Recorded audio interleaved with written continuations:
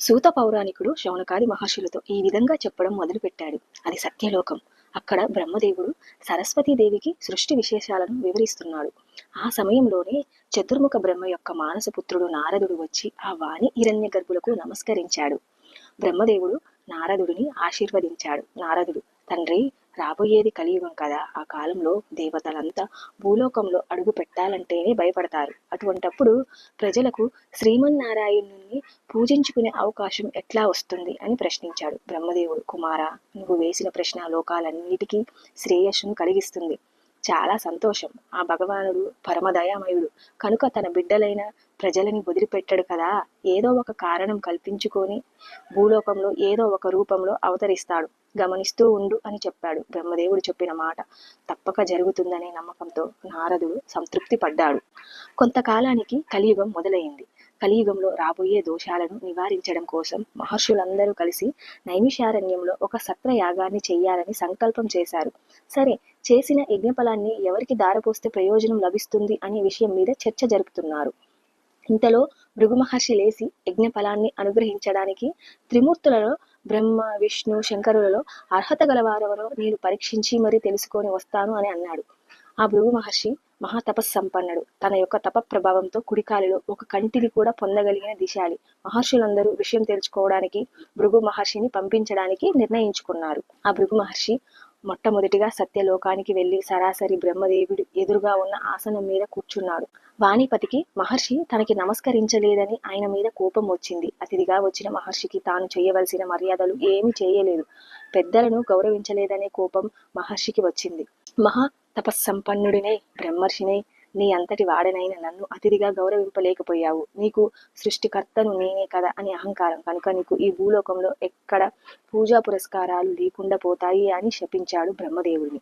ఆ తర్వాత భృగు మహర్షి కైలాసానికి వెళ్ళాడు. అక్కడ పరమేశ్వరుడు పార్వతీదేవితో ఆనంద తాండవం చేస్తున్నాడు. ఆ కారణంగా శివుడు మహర్షి రాకని గమనించలేదు. దాంతో మహర్షికి మిక్కిలి కోపం వచ్చింది. మహేశ్వర, నువ్వు నాట్య విలాస విన్యాసాలలో మునిగిపోయావు. మహా తపశ్శాలిని అయిన నేను అతిథిగా వచ్చిన నన్ను నిర్లక్ష్యం చేశావు కనుక నీకు భూలోకంలో లింగ రూపంలోని పూజ జరుగుతుంది, కానీ నిజ రూపంలో ఆరాధన అనేది అసలు జరగనే జరగదు అని శపించాడు. చివరగా వైకుంఠంలో అడుగుపెట్టాడు. మాధవుడు శేషశయనుడై ఉన్నాడు. శ్రీ మహాలక్ష్మి జగన్నాథుడికి పాదసేవ చేస్తుంది. నారాయణుడు ఆమెతో సరస సల్లాపాలాడుతున్నాడు. మహర్షి రాకను గమనించినట్లే ఉన్నాడు. మూడవసారి కూడా తనకు తిరస్కారమే ఎదురయ్యేసరికి మహర్షి మిక్కిలి కోపంతో, అతిథిగా వచ్చిన నన్ను అవమానించడం న్యాయమేనా అంటూనే విష్ణుమూర్తి హృదయం మీద ఒక్క తన్ను తన్నేశాడు. అంతే, ఒక్కసారిగా లోకాలన్నీ కంపించిపోయాయి. సముద్రాలన్నీ అల్లకల్లోలమైపోయాయి. భూమి అంతా దద్దరిల్లింది.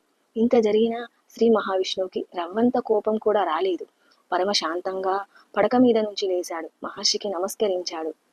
పైగా, మునీంద్ర, మీ రాకతో వైకుంఠ ధామమే పవిత్రతను పొందింది. మీ రాకను నా అవినయం వలననే గుర్తించలేకపోయాను. నన్ను మన్నించండి అంటూ భృగు మహర్షి పాదాలు ఒత్తుతూ ఆయన కాలిలో ఉన్న కంటిని చిదిమేశాడు. దాంతో మహర్షికి అప్పటి వరకు ఉన్న గర్వం కాస్త నశించింది. వెంటనే మహర్షి మాధవుడికి నమస్కరించాడు. ఓ దేవదేవ, నీ వంటి సత్వగుణ సంపన్నులు 14 లోకాలలోనే లేరు. నా అహంకారాన్ని మన్నించండి. లోక సంరక్షణకు తగిన వాడివి నువ్వే కనుక భూలోకంలో కలి ప్రభావాన్ని నశింపజేసి ధర్మ సంరక్షణ చేసి ప్రజలను కష్టాల నుంచి తొలగించడానికి తప్పకుండా భూలోకంలో అవతరించాలి అని ప్రార్థించి తిరిగి భూలోకానికి వచ్చాడు. మహర్షులందరితో త్రిమూర్తులలో పరమసాత్వికుడు నారాయణుడు. అతడే యజ్ఞఫలానికి అర్హుడు అని ఖచ్చితంగా చెప్పాడు. వెంటనే మునులంతా సత్రయాగం మొదలుపెట్టి ఆ యజ్ఞ ఫలితాన్ని యజ్ఞపురుషుడైన గోవిందుడికే దారపోశారు. అక్కడ వైకుంఠంలో జరిగిన సన్నివేశానికి శ్రీ మహాలక్ష్మికి మహాకోపం వచ్చింది. ఎందుకంటే ఆ శ్రీమన్నారాయణుని వక్షస్థలమే శ్రీ మహాలక్ష్మి యొక్క నివాసం. పరమ పవిత్రమైన ఆ వక్షస్థలాన్ని ఒక మహర్షి అహంకరించి తన కాలితో తన్నిన శ్రీహరి ఏమాత్రం కోపగించుకోలేదు. పైగా ఆ మహర్షికి గొప్ప మర్యాదలు కూడా చేశాడు. తన భర్తయే తనను గౌరవించలేదు అని మహాలక్ష్మికి కోపం వచ్చి భూలోకానికి వెళ్ళిపోవడానికి సిద్ధపడింది. తన భర్తయే తనను గౌరవించలేదు అని మహాలక్ష్మికి కోపం వచ్చి భూలోకానికి వెళ్ళిపోవడానికి సిద్ధపడింది. ఆమె బయలుదేరడంతో వైకుంఠం కళావిహీనమయ్యింది. ఆమెని వెతకడం కోసం భగవంతుడైన నారాయణుడు కూడా భూలోకానికి ప్రయాణం అయ్యాడు. అహంకారం అనేది నా అంతటి వాడు లేనే లేడు, నేనే గొప్ప, నాతోనా ఇలా మాట్లాడుతున్నది అనుకునేటట్లు చేస్తుంది. ఇంతటి వాడికైనా అహంకారం నశించాల్సిందే, లేకపోతే వాళ్ళే నశిస్తారు. సత్వగుణాన్ని పెంచుకుంటే అహంకారం నశిస్తుంది. మహర్షులకు కూడా కోపాన్ని జయించడం కష్టసాధ్యమైనప్పుడు మనం ఆ కోప విషయంలో ఎంత జాగ్రత్తగా ఉండాలో గమనించాలి. అధికారంతో ఉంటే ఎవరిని గుర్తించలేము అనే విషయాన్ని బ్రహ్మదేవుడు, సుఖాలలో ఆనందంగా ఉన్నప్పుడు పెద్దలను పట్టించుకోకపోవడం జరుగుతుందనేది ఈశ్వరుడు వారు చేసిన పనుల ద్వారా మనకు సూచిస్తున్నారు. అతిథిని గౌరవించడం ప్రధాన కర్తవ్యం. అతిథి అభ్యాగత స్వయం విష్ణు అని చెప్తుంది శాస్త్రం. అతిథిని గౌరవించకపోతే ఏ స్థితిగతులు కలుగుతాయో ముని శాపాల వలన మనం తెలుసుకోవాలి. బ్రహ్మకి భూలోకంలో ఉనికే లేదు. రుద్రుడికి రూపమే మారిపోయింది. విష్ణువు చెట్లు పుట్టలు పట్టుకొని తిరగవలసిన పరిస్థితి వచ్చింది. కనుక అహంకారాన్ని వదిలిపెట్టి సత్వగుణాన్ని పెంచుకుంటే పూజనీయుడు, గౌరవనీయుడు అవుతాడు. విష్ణువు ముందు మునిని పట్టించుకోకపోయినా తప్పు తెలుసుకొని వినయంతో సేవ చేసి మహర్షి కోపాన్ని తగ్గించి ఆయన అనుగ్రహానికి పాత్రుడైన విషయాన్ని గుర్తించాలి.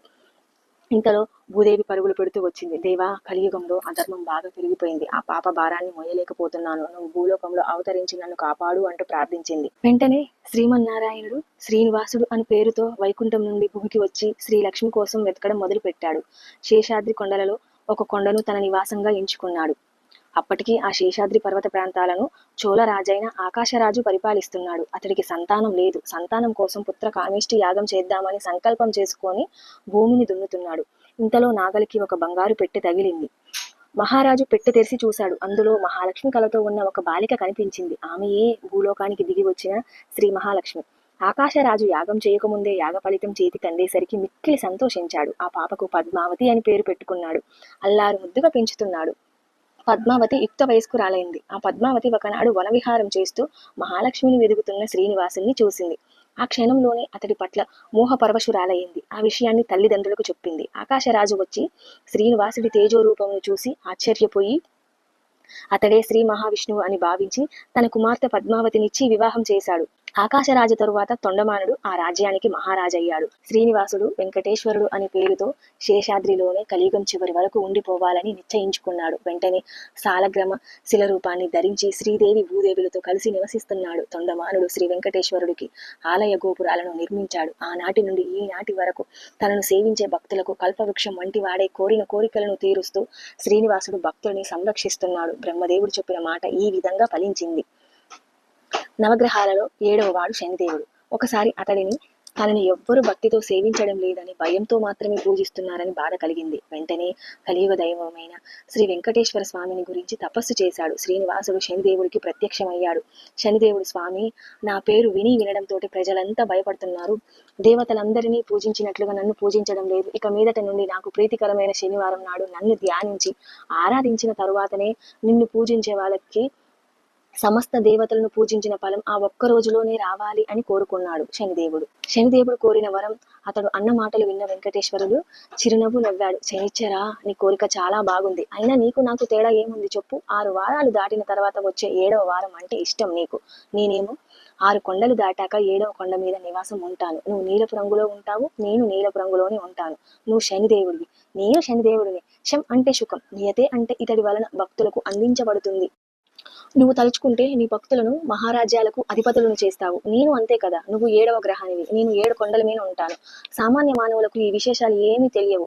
కనుకనే నువ్వంటే భయపడుతున్నారు. నిన్ను నన్ను వేరుగా చూస్తున్నారు. నువ్వు కోరిన వరాన్ని ఇస్తున్నాను. భక్తులు ఒక శనివారం నాడు మొదలు పెట్టి 7 శనివారాల పాటు నిన్ను ముందు పూజించి తర్వాత నన్ను పూజిస్తూ ఒక మహావ్రతంగా చేస్తారో వాళ్ళకి నువ్విచ్చే ఫలంతో పాటు నా సంపూర్ణమైన అనుగ్రహం కూడా లభిస్తుంది. వాళ్ళు సమస్త శని దోషాల నుండి విముక్తులై సౌఖ్యాన్ని పొందుతారు. ఆయురారోగ్య ఐశ్వర్యాది సమస్త శ్రేయస్సులను పొందుతారు. ఇందులో ఏమి సందేహపడనక్కర్లేదు అని వరం ఇచ్చాడు. సౌనకాది మహర్షులంతా సూతుడు చెప్పింది విని చాలా ఆనందించి ఈ సప్త శనివార వ్రతాన్ని చేసి శ్రీనివాసుడి అనుగ్రహం పొందిన వారి గురించి చెప్పు అని అడిగారు సూత మహర్షిని. సూతుడు చెప్పడం మొదలు పెట్టాడు. కుమ్మరివాని భక్తిని, శ్రీ వెంకటేశ్వరుని అనుగ్రహంను తిరుపతికి దగ్గరలో ఉన్న పల్లెలో జరిగిన సంఘటనను బట్టి మనం గ్రహించవచ్చు. తిరుపతికి దగ్గరలో ఒక పల్లె ఉన్నది. ఆ ఊరిలో ఒక కుమ్మరివాడు ఉన్నాడు. అతడు చాలా పేదవాడు. కుండలను తయారు చేసి వాటిని అమ్ముకొని జీవించేవాడు. అతడికి శ్రీ వెంకటేశ్వరునిపై భక్తి మెండుగా ఉంది. చాలా కాలంగా దేవుడిని పూజించాలని ఉన్నా కుటుంబ పరిస్థితులను బట్టి అతడికి ఆ అవకాశం లభించేది కాదు. అందుకని తాను సారపై కుండలను తయారు చేసే ప్రదేశంలోనే శ్రీ వెంకటేశ్వర స్వామి వారి ప్రతిమను ఏర్పాటు చేసుకున్నాడు. సార మీద కుండలను తయారు చేసేటప్పుడు తన చేతికి అంటిన మట్టిని పువ్వుగా తయారు చేసి భక్తితో స్వామివారి ప్రతిమ యొక్క పాదాల దగ్గర అందుకని తాను సారపై కుండలను తయారు చేసే ప్రదేశంలోనే శ్రీ వెంకటేశ్వర స్వామి వారి ప్రతిమను ఏర్పాటు చేసుకున్నాడు. సార మీద కుండలను తయారు చేసేటప్పుడు తన చేతికి అంటిన మట్టిని పువ్వుగా తయారు చేసి భక్తితో స్వామివారి ప్రతిమ యొక్క పాదాల దగ్గర పెట్టేవాడు. ఈ విధంగా అక్కడ పనిచేసినంత కాలం అతడి చేతికి అంటిన మట్టిని పువ్వులుగా చేసి స్వామివారి ప్రతిమ దగ్గర పెట్టడం అతడికి నిత్యకృత్యమయ్యింది. ఆ ప్రాంతాన్ని పరిపాలించే మహారాజు భక్తి కలవాడే. అతడు ప్రతిరోజు వెంకటాచలానికి వెళ్లి స్వామివారిని బంగారు పూలతో అర్చించేవాడు. కానీ ప్రతిరోజు అతడు అర్చించిన బంగారు పూలకు బదులుగా అక్కడ మట్టి పువ్వులు ఉండేవి. తొండమానుడు ఈ విషయాన్ని గమనించాడు. తాను పెట్టిన బంగారు పూల స్థానంలో మట్టి పూలు ఎందుకు ఎలా ఉంటున్నాయో ఎవరు పెడుతున్నారో మహారాజుకు అంతుపట్టలేదు. అర్చకులే తాను పెట్టిన బంగారు పుష్పాలను తీసి మట్టి పూలను పెడుతున్నారేమోనని అనుమానించాడు. అసలు విషయం తెలుసుకోవడం కోసమని తన భటులను కాపలా పెట్టాడు. రాజు ఎన్ని విధాల ప్రయత్నించినా బంగారు పూల స్థానంలో మట్టి పూలే స్వామివారి దగ్గర ఉండేవి.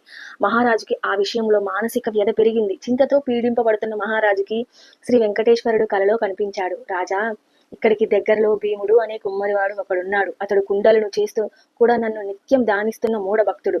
ఎటువంటి స్థితిలోనూ నన్ను తలుచుకోవడం గాని ధ్యానించడం గాని మానని మహాభక్తుడు అతడు. అతడి యొక్క భక్తి ప్రభావంతోటే అతడు అక్కడ పెట్టిన మట్టి పూలు ఇక్కడ నా సాన్నిధ్యానికి వస్తున్నాయి.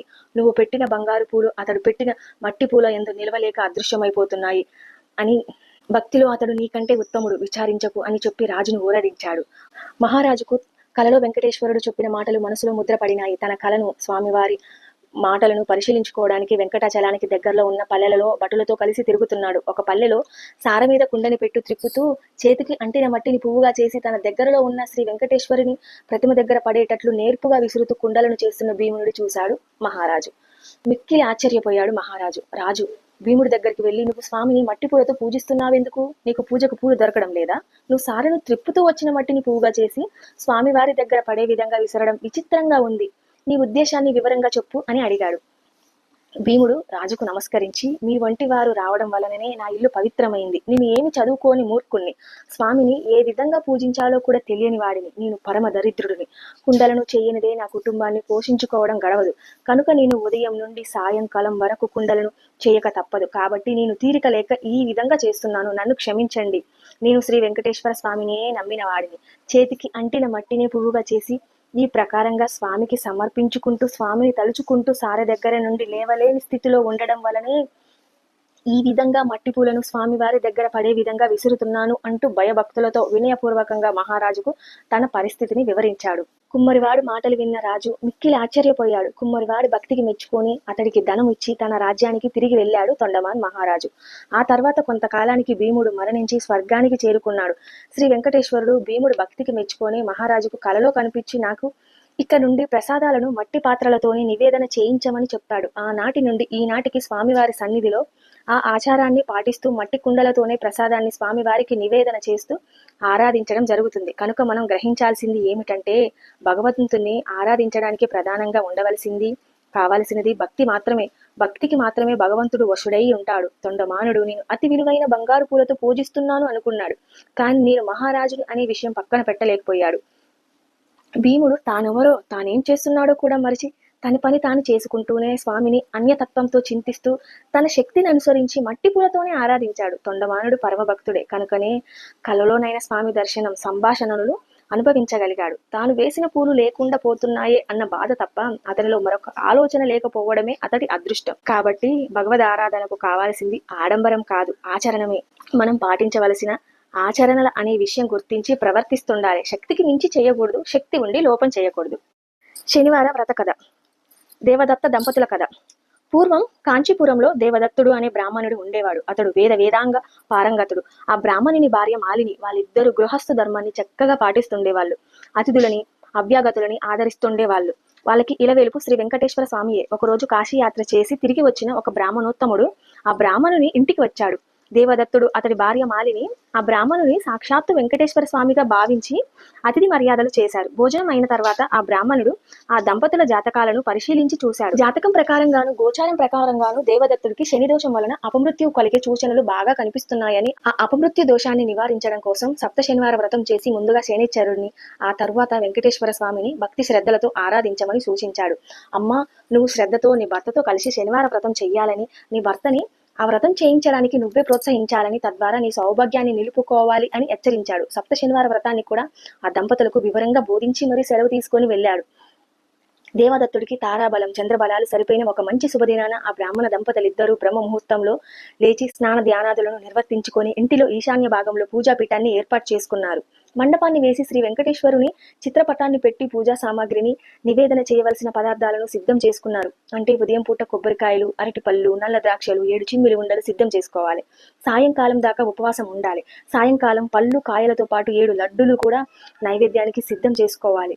సాయంకాలం పళ్ళు కాయలతో పాటు 7 లడ్డూలు కూడా స్వామికి నైవేద్యానికి సిద్ధం చేసుకోవాలి. సాయంకాలం కూడా పూజ చేసుకొని ఒక బ్రాహ్మణుని పిలిచి ఆయనకు భోజనం పెట్టి ఆ తర్వాత వారు భుజించాలి. అలా మొదటి రోజు వ్రతాన్ని యథావిధిగా నిర్వర్తించారు. ఆ విధంగా వరుసగా వాళ్ళు 7 శనివారాల పాటు వ్రతాన్ని భక్తి శ్రద్ధలతో నిర్వహించారు. 7వ శనివారం వ్రతం పరిసమాప్తి చేసి భోజనం చేసి కొంతసేపు శ్రీ వెంకటేశ్వర స్వామి మహిమలను వర్ణించుకుంటూ కాలాన్ని గడిపి ఈ మధ్య రాత్రికో కాస్త నిద్రపోయారు. ఆ దంపతుల భక్తి శ్రద్ధలకు, పూజా విశేషాలకు ప్రసన్నుడై శ్రీ వెంకటేశ్వరుడు మాలిని దేవికి కలలో సాక్షాత్కరించి, ఓ పరమసాధ్వి, మీ దంపతులిద్దరూ శ్రద్ధాభక్తులతో నన్ను 7 శనివారాల పాటు పూజ చేశారు. నాకు చాలా సంతృప్తి కలిగింది. ఆ వ్రత ప్రభావం వలన నీ భర్తకు గల శనిచ్చర దోషం, అపమృత్యు భయం కూడా తొలగిపోయాయి.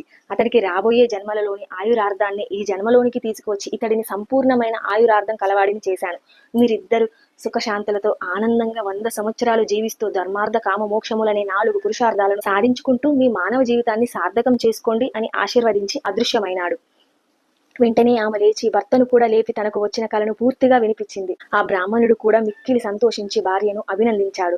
ఒకనాటి శుభముహూర్తంలో ఆ దంపతులిద్దరూ శ్రీ వెంకటేశ్వరుని దర్శనం కోసం తిరుపతి కొండకు వెళ్లి మొక్కులు తీర్చుకొని ఆ స్వామిని మనసారా స్తోత్రం చేసి ప్రసాదం స్వీకరించి తిరిగి వచ్చారు. ఇంటికి వచ్చాక బ్రాహ్మణులను పిలిచి అన్న సంతర్పణ చేసి వారి ఆశీర్వచనాలను కూడా తీసుకున్నారు. జీవితాంతం యథాశక్తిగా శ్రీ వెంకటేశ్వరునికి సేవ చేస్తూ చివరికి శ్రీ స్వామివారి సాన్నిధ్యాన్ని పొందారు. కలియుగంలో శ్రీ వెంకటేశ్వరుని మించిన ఆరాధ్య దైవం లేదు. ఈ శనివార వ్రతంతో ఆ స్వామిని ఆరాధించిన వాళ్ళకి శని దోషాలు తొలగిపోయి స్వామి అనుగ్రహం కూడా లభిస్తుందని సూత మహాముని శౌనకాది మహర్షులకు వివరించాడు. మహర్షులంతా విని ఆనందించారు. కలియుగంలో శ్రీ వెంకటేశ్వరుడు ప్రత్యక్ష దైవం. భక్తి శ్రద్ధలతో శ్రీ స్వామివారిని ఆరాధించిన వాళ్ళకి ఇహపరలోకాలలో భోగభాగ్యాలు కలుగుతాయి. స్వామివారికి మిక్కిలి ఇష్టమైన ఈ శనివార వ్రతాన్ని చేసిన వాళ్ళకి కష్టములు తొలగిపోతాయి, గ్రహ బాధలు నశిస్తాయి, సంపదలు భోగములు కలుగుతాయి. ఈ వ్రతం చేసిన వాళ్ళకి, వాళ్ళ కుటుంబానికి సమస్త శుభములు కలుగుతాయి. శనివార వ్రతం చేసిన వాళ్ళకి అసాధ్యం అనేదే ఉండదు. ఈ కలియుగంలో శనివార వ్రతం మానవులందరికీ కల్పవృక్షంతో సమానమైనది. స్వామివారిని అర్చించి స్తోత్రం చేసి ఈ కథను చదువుకునే వాళ్ళు ధన్యులే. శ్రీ వెంకటేశ్వర స్వామి సర్వదేవతా స్వరూపుడే. ఆయనను ఆరాధిస్తే సమస్త దేవతలు సంతోషించినట్లే. స్వామివారి ఆరాధనలో వస్తు సామాగ్రి, మన సంపద, ఆడంబరము మొదలైన వాటికంటే మన మనసులో ఉండే భక్తి శ్రద్ధలే ముఖ్యమైనవి అని మనం వ్యవహరించాలి. కనుక మనమందరం మన శక్తిని అనుసరించి శనివార వ్రతాన్ని ఆచరించి శ్రీ వెంకటేశ్వరుని అనుగ్రహాన్ని పొందడానికి ప్రయత్నం చేద్దాం, చేసి తరిద్దాం. ఓం నమో శ్రీ వెంకటేశాయ. గోవింద గోవింద.